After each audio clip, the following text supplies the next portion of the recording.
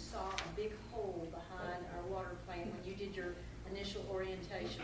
Well, that project is almost complete, and Paul's going to tell us that. Thank you, Ms. Roach.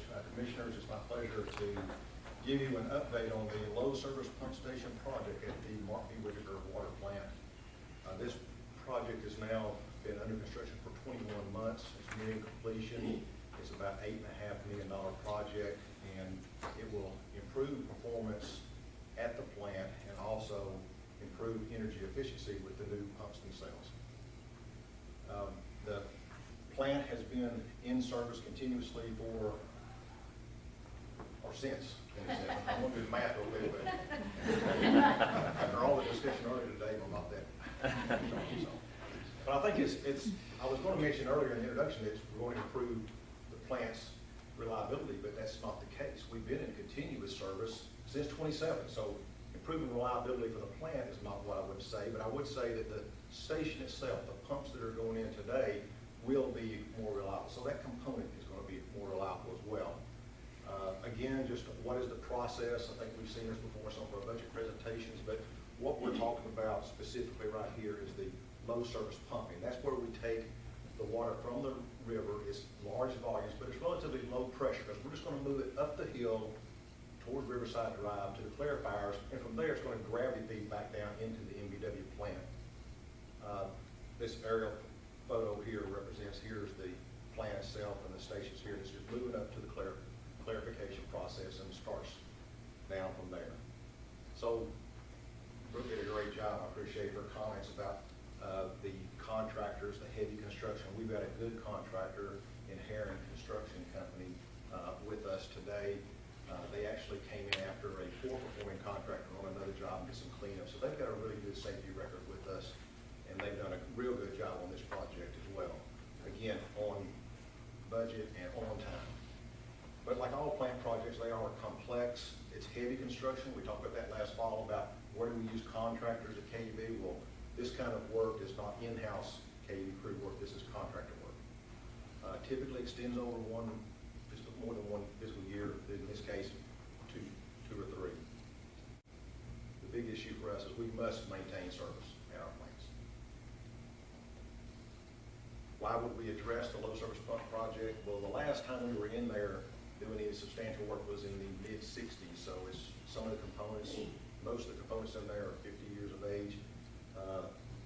We need to increase our flexibility of operating the plant. I'll talk a little bit about how the old pumps work, how the new pumps will work. It supports the continued reliability of the plant. So it doesn't improve reliability, but it supports the continuous good service that we've experienced for many years. The old pump station had 5 pumps. 2 of those were not controlled by our supervisory control and data acquisition. You've heard us talk about SCADA before, remotely controlled. 2 of those pumps are not remotely controlled, which requires our operators to make visits to the pumps themselves from time to time. So we want to eliminate that. We want them to not need to go down there for routine operational considerations. The pumps today, this pump station, I'll show you a photo here in a second, but some of those are down in the lower level below the ground floor of the MBW, so any of the electric components down there are subject to flooding and damage. So we've moved all that up in the new station, so that's all above our design floodplain measures. And if you'll remember looking down in the floor, if you've been there on your tours, I think most of us have been there. These pumps and electric motors that you see down here, there's a couple of those down in the pit. So we're eliminating that exposure. We'll point out that over here, and you can barely see, that's one of the 3 intake lines that come into the station today, and there'll be 3 intake lines that will actually go into the new station as well. We'll intercept those prior to this station, but that's a 1965 vintage concrete pipe. These are the 2 1927 vintage cast iron pipes that are there today. Again, the new station, we started the design in 2010. Construction began 21 months ago. Herring Construction Incorporated, good contractor, good, safe, and on budget contract right now.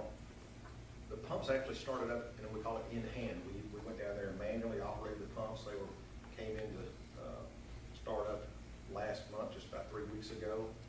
We expect final completion by the end of August, and we are in the final days now of the performance testing of that pump station, and we will be decommissioning or starting the decommissioning process as early as next week on the old pump station. So we'll be running live on the new. The new station itself will have 4 wet pit or wet well submersible pumps. That means those pumps will be submerged in the water all the time. They're designed to perform that way. Each of those pumps will be able to produce or push 25 million gallons a day. So if you think about the other slide, our max capacity for the whole plant is about 65, 67 million gallons a day. So 3 of these pumps running at some variable speed, and that's another great function of these pumps. We can run those up and down to get the capacity and the volumes we want to push through. So we'll always have at least 1 pump in standby or ready to assist in case we have a failure at one of the 3 that are running. We should be able to run at our normal flows about 35 million gallons a day with 2 pumps. That's the goal. We had a outdated customer substation on site for the MVW plant, and that will be replaced by this, what we now have as standard commercial industrial service, where we bring in the service line and have pad mount transformers. We'll move into that more traditional service delivery for the electric, which will, again, increase our reliability for that station itself, and it also helps us because of the complexity of dealing with that very unique customer substation we have today. I want to show you a few photos. Ms. Roach asked me to cut back my photos, but so we have, and you may have seen this. I'll flip through a couple, but this is looking out over the roof of MVW out towards the river. So just beyond the railroad tracks you see here is the intake itself. So we're going to be placing the new station in this excavation site. So let's just roll through here. I want to point out a few things to you. You'll see this white pipe that's in all these pictures as we move through. That is really to help de-water the hole. It was actually digging down about 40 feet. So we'll be below the flow line of the river for sure, and in some areas actually below the intake structure that we have out in the river. So as we get towards the bottom, we've intercepted, here's that 48-inch line I talked about. It's encased in a 6-foot diameter casing there, and over here in this casing are 2 36-inch cast iron pipes. This was the original 1927. This is 1965. This is the first pipe we're intercepting. You see, we already had cut a hole in it to see what the condition is, and we discovered that back in 65, they filled that space between the casing and the pipe with concrete. So the contractor had a lot of work to do to remove this pipe section, and the part was at least 15 inches thick in some parts, so added to the job. Okay, we continue on. We cut this 48 back. We're now starting to pour the floor, the foundation for the new wet well. You can see that coming through, starting to take some shape there. As we get here, I want to recognize this is the where the 48 is coming around here, actually enters into this area of the wet well, which in turn will fill these 2 bays here, these 2 parallel wet well areas. Now, like I said, there's going to be 2 pumps in each. So you can see the outlet of those pumps will come out, and you'll see another slide here showing how that comes out of the plant, but we're making progress. Now, as I talk about decommissioning, what's going to happen is when this is turned on next week, we're going to come back in later and break into this casing and bring those lines back over here as well.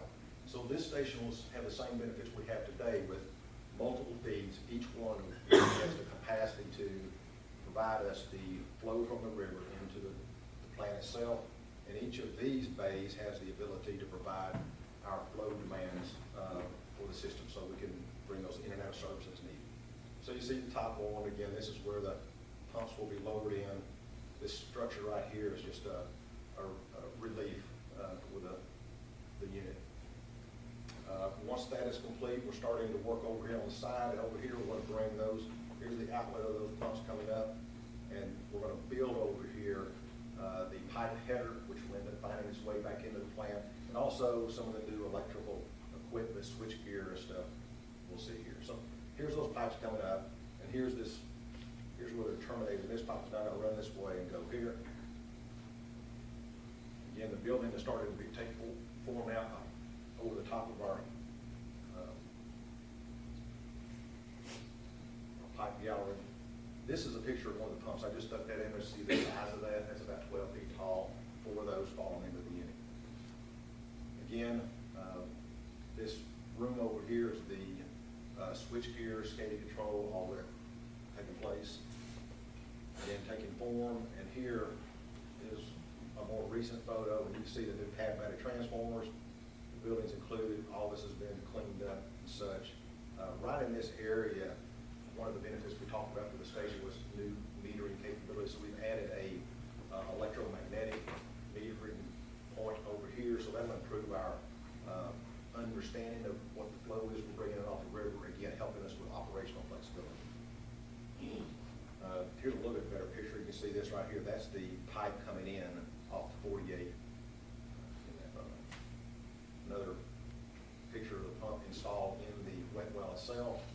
The pipe gallery, SCADA control, electronics. Again, all of this above our design flood concerns. So, in conclusion, project results, no customer interruptions, number one. So, very successful project from that standpoint. Increased flexibility, the energy efficiency on the pumps about 10 to 15%. That would relate to, right now we anticipate at least $1,000 per month savings on the electric alone just for the pumps. It takes flooding concern off of this part of our process. Improved flow measurement. The electric system is now standardized, easy for our folks to work on and repair and get repair parts for. And it isolates a key process by taking it out of the plant itself and moving it outdoors, so it's kind of separate from the other structure itself. I think this has been a very successful project. We should be decommissioning the plant next week. We've got a great contractor, but we also had a great resident project representative or engineer. Josh Johnson was here today, and he was, or is, and continues to be in charge of this project. Has done a great job working with both our consulting engineering firm and the contractor. Those folks have come out many times and engaged with site visits as she described earlier, and that's been very, very good for us. Kept us all on track. Thank you, Josh. Any questions? I know I went through it pretty quick, but. I have one. Yes, sir. Paul, in the event of a severe drought, I notice we pull a lot out of the river there. How are we regulated with that? I mean, I know there's a control issue there too. Well, of course, we are permitted to draw from the river, and thank goodness TVA is going to, they manage that Fort Loudon Lake River area very well, and we have two good sources, so the drought would have to be quite widespread, I think, before we would see any real ill effects from that. Our intake structure, we are moving on for a new project there to improve our flexibility there as well, so we can more readily move up and down that structure and take water at different levels of the river. So that's a project that's in design right now to, again, next step. Like I said earlier, these projects come out of our master plan, 10, 15, 20-year master plans, and we prioritize projects based on that master plan. And the intake is one that's we're working on next. So. Anything else? We understand it's your baby, so the pictures are top. Yeah. This Josh gave me about 80 or 100. We thought that was a little much.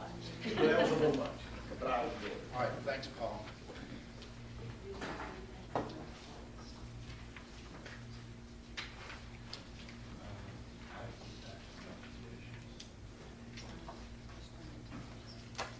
Is there any other business from the board? I don't think we have anybody else in the audience. If not, we're adjourned. We do not have a meeting in July. We'll be back in August, and we will adjourn to a meeting next door for lunch and the public's invited.